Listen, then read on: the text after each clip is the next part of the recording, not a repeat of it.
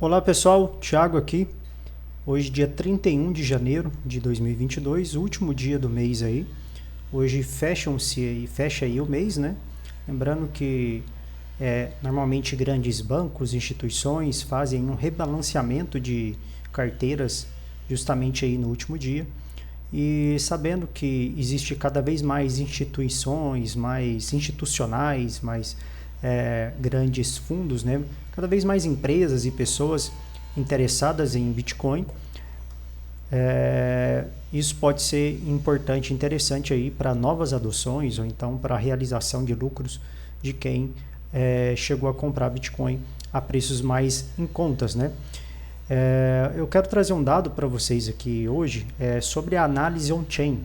Análise on-chain é a análise da rede do Bitcoin, né? Como que está aí as transferências de valores, as carteiras de holders, os grandes institucionais, as sardinhas, né? Os pequenos compradores aí. Nessa primeira imagem nós temos aqui o hold das sardinhas, né? Então são pessoas com menos de um Bitcoin. E veja que essa faixa aqui, né, esse fundo verde, mostra que cada vez mais pessoas estão adotando a modalidade de fazer hold com Bitcoin. Desde 2017 esse nível vem aumentando, não importando o preço, se o preço está caindo ou se o preço está subindo, cada vez mais pessoas estão comprando e guardando Bitcoin. Isso são pessoas físicas, tá? São carteiras pequenas, aí, carteiras com menos de um Bitcoin. Isso mostra aí que as pessoas estão cada vez mais interessadas em proteger o seu capital, em fazer o hold, em guardar o seu capital a longo prazo e vem mostrando que vem dando certo aí, essas pessoas têm aumentado o seu lucro cada vez mais, né? Então, desde 2017, agora em 2022, não importando o preço, essas pessoas vêm fazendo compras recorrentes. Isso é muito bom aí para o preço do Bitcoin e para a valorização a longo prazo. Temos aqui também o Liquid Supply. O Liquid Supply ele mostra aqui, né? Geralmente ele acompanha o preço do Bitcoin. O preço do Bitcoin é essa linha preta, a linha azul é o índice de liquidação. Veja que quando o preço cai, esse gráfico preto, o gráfico azul também, que é o índice esse índice de liquidez, ele também cai. E agora nós estamos vendo uma divergência, né?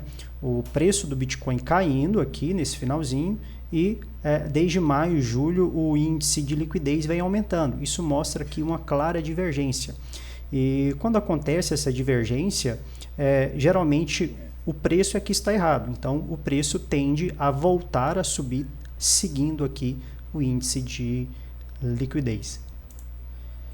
Temos aqui agora a lucratividade dos holds de longo prazo. Os holds de longo prazo, né, as pessoas que carregam aí bastante tempo os seus bitcoins não estão vendendo. E tem bastante hold com lucro não realizado e que não estão realizando, continuam não realizando. Está aqui em preços de fundos, né? Você vê esse gráfico amarelo aqui. Geralmente quando esse valor está bem abaixo aqui, a tendência do preço do Bitcoin, que é essa linha preta, também de subir. Isso é positivo aí numa questão macro para aumento do preço. Temos aqui agora o MVLV, que mostra a questão de preço do Bitcoin, né? E o valor de mercado. Então mostra que o BTC está mais propício para compra do que para venda. Veja que ele está batendo aqui esses fundos históricos, né? Normalmente quando o MVLV está aqui nessa faixa de preço, ele indica que tem uma tendência de subida, uma tendência de alta do Bitcoin. Veja que foi aqui nesse fundo aqui em 2012, aqui também em 2018, 19, né? Tocou aqui nos fundos, foi quando o preço do Bitcoin começou a subir. E agora nós estamos chegando próximo desse fundo aqui também. Temos aqui o NVT, que é o preço pelo volume transferido. Mostra aí o quanto o preço está barato ou caro pelo volume transferido. E estamos aí em valores muito baratos, né? Em preços aí bem abaixo aí, perto do volume de transferência. Isso é positivo aí para o aumento do preço. Veja que aqui essa linha pontilhada verticalmente, azul, mostra que os fundos do NVT e normalmente marcam também fundos aqui do Bitcoin. O Bitcoin é o gráfico aqui em preto, o NVT está aqui embaixo, então aqui marcou sempre o fundo. Sempre que ele marca aqui esse fundo, a tendência é do preço do Bitcoin voltar a subir. Estamos aqui um pouquinho mais acima do que esse fundo anterior, né? Pode ser que ele desça um pouquinho mais, mas já indica aí que estamos mais no momento de compra do que no momento de venda. Aqui estamos nos STH, Short Term Holders, né? Onde os holders realizam aí suas operações com prejuízo. Veja que essa linha preta aqui marca o número 1, aqui, o índice de 1, né, e mostra quando os holders estão vendendo aqui abaixo, significa que está vendendo no prejuízo. E quando isso acontece, costuma indicar o fim do movimento de queda, tá bom? Então, ele caiu, apesar que aqui ele chegou a cair bastante, né? Foi aqui no mês de maio desse ano, caiu bastante, mas voltou a subir logo em seguida. Então, aqui pode indicar aqui um fim desse movimento de queda. Nesse gráfico temos aqui o saldo das baleias, tá? As baleias são os holders, né, que têm mais de 1.000 bitcoins na carteira. Então, são pessoas que têm aí um capital muito alto, instituições, empresas. E é mostrado aqui o saldo nessa linha verde. Aqui é o preço do Bitcoin. Aqui a linha verde mostrando que embora o preço do Bitcoin esteja caindo, o saldo das carteiras estão subindo, né? Então, aqui mostrou aqui esse cruzamento, né? O preço do Bitcoin cai, normalmente as baleias vão acumulando, vão comprando cada vez mais.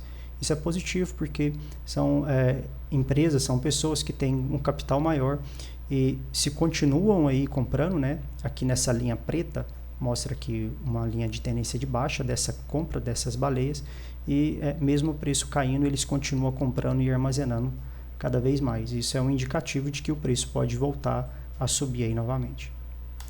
Por último, nessa análise on-chain, antes da gente ir aqui para a análise do gráfico de preço do Bitcoin em si, nós vemos aqui o saldo de retiradas das exchanges, né? Veja que aqui no mês de maio, quando o Bitcoin teve uma queda considerável aqui de cerca de 50% do seu valor, o número de retiradas das exchanges aumentou consideravelmente e isso aconteceu em quedas anteriores. O que isso significa? Que as pessoas que tinham seu Bitcoin em carteiras frias ou em outras carteiras que não estavam nas exchanges, eles colocaram dentro das exchanges, né, das corretoras, para poder vender o seu Bitcoin, com medo ali excessivo, acabando vendendo no prejuízo, mas as pessoas, a transferência foi aumentando. Olha só, quanto mais baixo aqui o preço do Bitcoin, mais as pessoas enviam aí para as exchanges para poder vender e não ficar tanto no prejuízo. E agora nós vemos o preço caindo e também o número de retirada das exchanges, retirada das exchanges também diminuindo.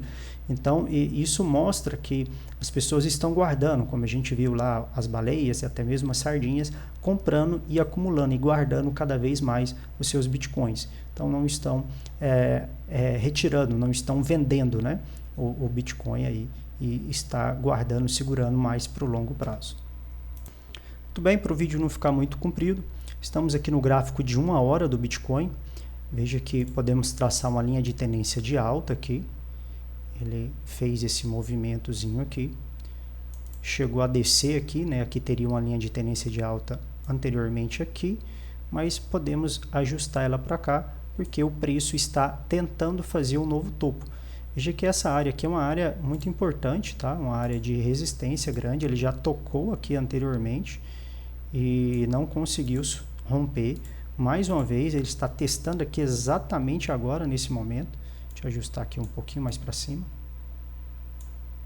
Veja que ele está segurando. É importante o Bitcoin romper essa linha, tá? Ou seja, fechar o corpo do candle de 1 hora aqui acima desse preço que ele está agora, dos 38.300, 38.400, e não fazer uma sombra como ele fez aqui anteriormente, né? Bate lá, chega lá, mas acaba fechando abaixo, né? Então, são 2h30 agora, 14h30.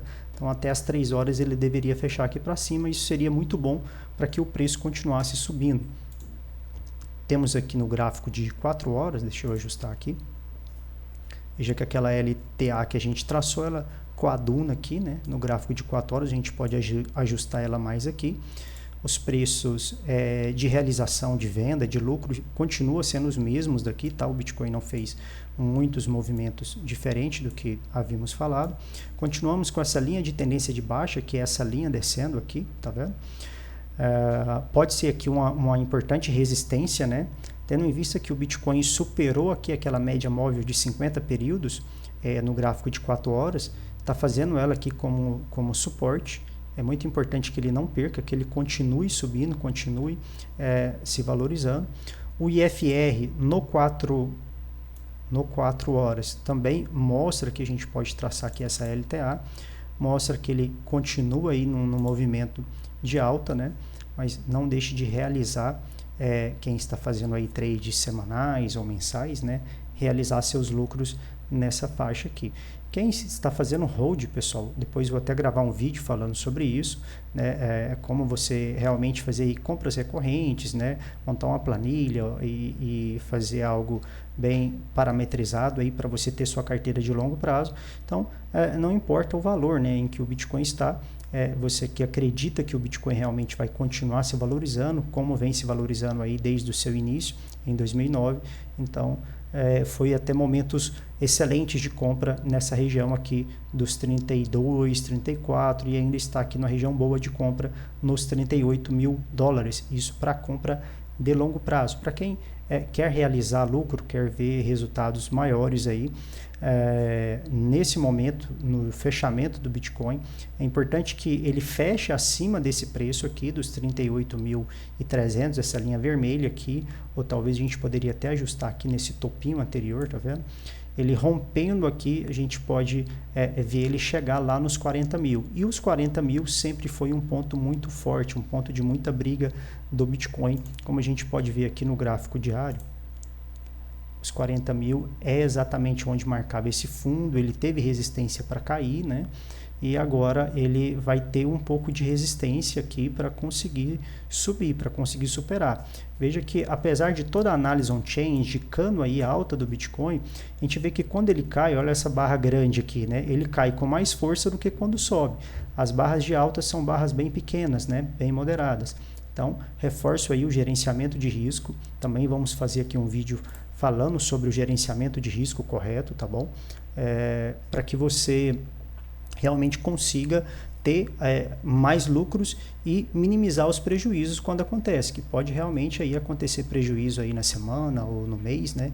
Para quem quer ver resultados aí mais rápidos, quem quer fazer realmente o trade e não o hold. Então, estamos aqui próximo aqui de um momento decisivo dele romper essa resistência, romper essa LTB, para ele continuar fazendo movimentos de subida aqui e tocando nesses topos anteriores, tá bom, pessoal? Então, muito atento aí. O Bitcoin no mensal, vamos colocar aqui no mês, no mensal, ele está fechando o mês negativo, olha só essa barra negativa, precisava fazer uma correção aqui em uma barra desse mês, então provavelmente agora o mês de fevereiro seria o momento de correção do Bitcoin, tá bom? Não é uma afirmação, tá, pessoal? Vamos analisar, vamos continuar verificando, lembrando que o Bitcoin precisa romper esses topinhos aqui para ele ter mais força para subir para os 43 mil, para os 47 e de repente, quem sabe, voltar lá na faixa, na casa dos 50